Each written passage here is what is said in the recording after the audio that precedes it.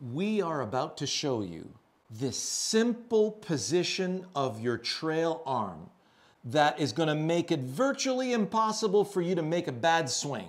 And who do we have today? We got Sav, one of the sweetest swings on the internet. And we're going to show you just how simple this is. You really don't want to miss this show.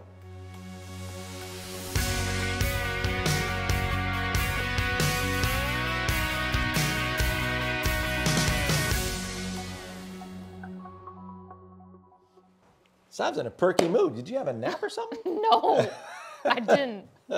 We went to our favorite golf training aid store, Home Depot, to show you just how simple this is. So Sav, if you had a hammer and you wanted to take your golf grip with a hammer, and we're going to get ready to hammer straight down on top of that. So if you were hammering a nail straight down, that's what it would look like. So notice how her body is level, and both forearms, and where she's hinging her wrist, she's hinging on these anatomical snuff boxes. That's what these little cavities over your thumb are called. And we are delivering a blow straight down, right? Now, let's say there's a nail going horizontally into the door frame there. How would you set up for that? And there's the magic position right there. So you'll see that Sav has a very, very strong grip. So all we did was realign the anatomy of the arms through the door frame that way. Where are we going in the golf swing? That away. That away. So we want to direct the energy of the swing in that direction.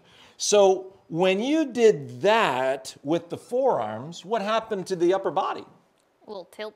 A little tilt, yeah, a little big tilt, right? And did you feel how your legs accommodated that? So let me see you get into a more squatted position. That's it. So if we were to look at that down the line, so there's hammer on top, please. So notice everything is, that's it, straight on top. Now hammer through. Notice now that trail shoulder is getting lower, and for many of you, it'll feel like you're closed to the target, right? Does it look closed? No, it looks square. So the vast majority of my students who are facing the ball, they look like this. They're trying to hammer down on the ball. Hammering down on the ball is the perfect recipe for over the top. But if you wanted to go to the target, you would get in this position here, and notice now the anatomy of the lower arm. The radius and ulna are now stacked in the direction of the target. So this is compressive if you're hammering down. This is compressive if you're hammering through. This is slappy, right? So we don't go from here to here. That's what the vast majority of you are doing. When you go neutral grip square face, pass me the hammer. This is neutral grip, hammer down, powerful. And then your guys are doing this. That's neutral grip square face. This is slap city. So then you're wondering why you're slicing the ball and you feel the need to square up. It's because this is open off the face of the planet. And we'll show you that in a second. You don't want to go away. So before we show you that secret, please subscribe to the channel and give us a comment or question down below. I know you're going to have one. You're dying to ask one. Leave a... No, you already said that. Ring the bell. Ring the bell and give us a like, please. There we go.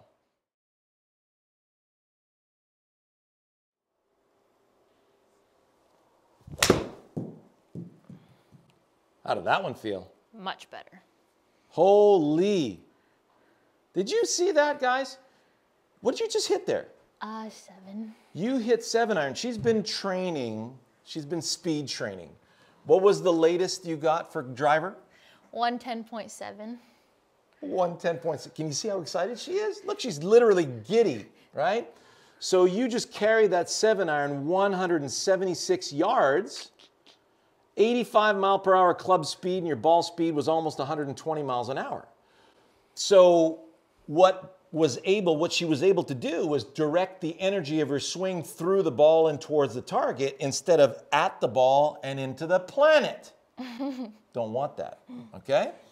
So how does that work? Sav, you're going to face the hammer this way. We're going to take a ball and we're going to put it right up against the hammer here. So show us your wonderful grip. Now, you know, people have been scrutinizing this grip like crazy. I mean, look at this thing. If you had a fifth knuckle, it'd be showing, right? We would have a fifth knuckle showing. Yep. So the lead hand and the lead hand is on top and the trail hand is underneath. Well, isn't that the most perfect hammering position ever? Yep. So when you take your backswing, notice how Sav has this huge freaking turn. Her whole backside is behind the hammer, but notice she didn't move off the hammer because she is getting ready to squeeze that ball towards the target. So backswing, and we're getting ready to squeeze through. That's it.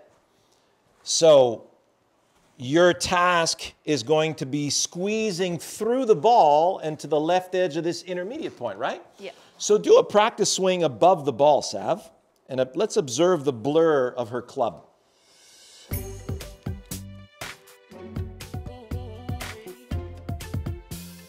Everybody see that? So the blur of the club, the swing forms an arc. Just like when I'm hammering a nail, it's an arc. So if I'm hammering this way, notice how my shoulders, hips, and knees are slightly closed, but my hammer is not following the shoulders. I'm following the direction that I want the ball to go on. This affords me that ability to do it. So now that I have through, notice my elbow, and you're going to see this in every single top tour player out there, how they're moving through the golf ball and into the target. The money's out there, people. There's no money down here. No. So we deliver through to the left of the intermediate point. Boom. Hello. That is powerful. That was a 180 carry? That was pretty long there, Sav. 180 carry. 180 carry on a 7-iron.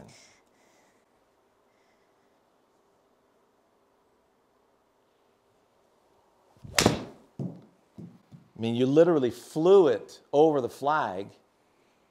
Whoa! Oh my gosh! We're warmed up now. She's warming up beautifully.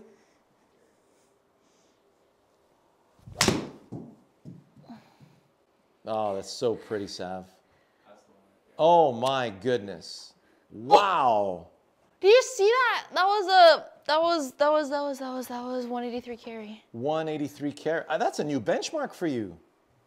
You guys are witnessing Savannah history right here in front of us. Thanks to Moon. So,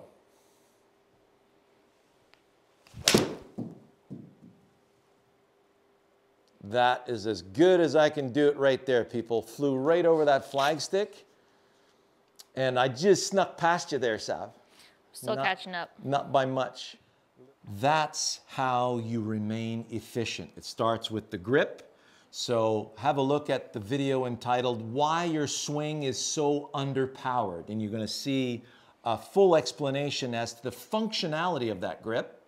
And then you'll understand how we apply it to a target through the ball. And then bingo, you'll be 30 yards longer than average. You know, typically, if you feel like your swing is underpowered and you're, let's say you're hitting your 7-iron 150 yards and you feel like, you're trailing your buddies, this is why. So get to work. Let us know how you do. We'll see you next week.